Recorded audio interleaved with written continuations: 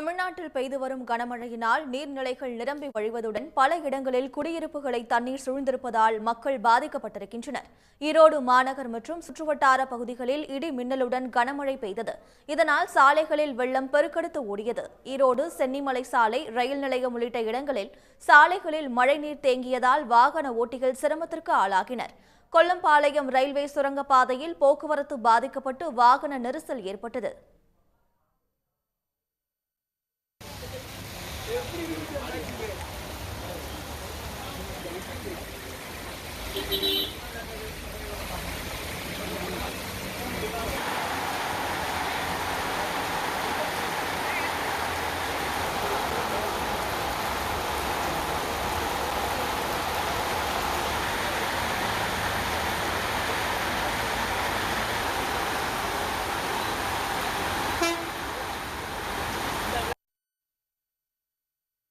திண்டுக்கல் அருகே மழைநீர் வீட்டுக்குள் புகுந்ததால் 6 நாட்களாக அங்குள்ள நாடக மேடையில் தங்கியுள்ள மக்களுக்கு சரிவர உணவு கிடைக்கவில்லை என்று புகார் எழுந்துள்ளது. சீலப்பாடி பஞ்சாயத்திற்கு உட்பட்ட ஓடைப்பட்டி குளம் நிரம்பி மறுகால் பாய்கிறது. இங்கிருந்து வெளியேறும் தண்ணீர் காலனி பகுதியில் உள்ள 15க்கும் மேற்பட்ட வீடுகளை சூழ்ந்திருக்கிறது. அங்குள்ள 15 குடும்பங்களை சேர்ந்த 40க்கும் மேற்பட்டோர் ஓடைப்பட்டியில் உள்ள நாடக மேடையில் கடந்த 6 நாட்களாக தங்கியுள்ளனர். இவர்களுக்கு சாப்பாடு கூட கிடைக்காத சூழ்நிலை உள்ளது. இதையறிந்த திண்டுக்கல் முன்னாள் எம்எல்ஏ பாலபாரதி நேரில் சென்று பார்வையிட்டு வீட்டிற்கு தேவையான சாமான்களை வழங்கினார்.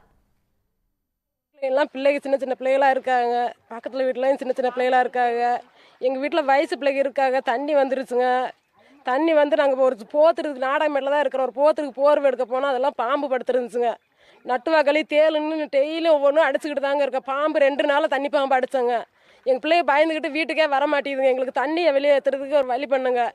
வர்றாங்க போகிறாங்க, அதிகாரியை பார்க்குறாங்க, தண்ணி வெளியேற்ற மாட்டேங்க. 6 நாள் 8 நாள் போகுது, இன்னும் தண்ணி வெளியேற்ற மாட்டேங்கிறாங்க. தண்ணியை உடனடியாக வெளியேற்றுவதற்குரிய ஏற்பாட்டை செய்கிறோம் என்று வாக்குறுதி கொடுத்தாங்க. ஆனால் இதுவரைக்கும் தண்ணி வெளியேறவே இல்லை.